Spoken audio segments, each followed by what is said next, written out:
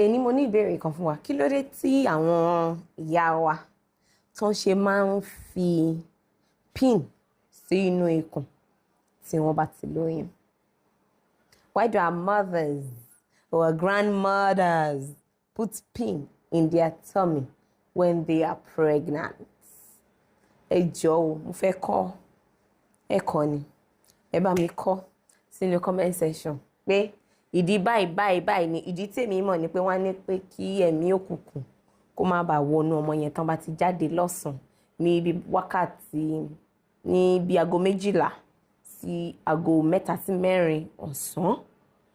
Ìdí wo ni wọ́n mọ̀ tí àwọn ìyá yẹn tí wọ́n ṣe máa ń fi pin abẹ́rẹ́ sí ikùn wọn tí wọ́n bá ti lóyún tí wọ́n bá dẹ̀ fẹ́ jáde lọ sí ibi kankan ní ọ̀sán?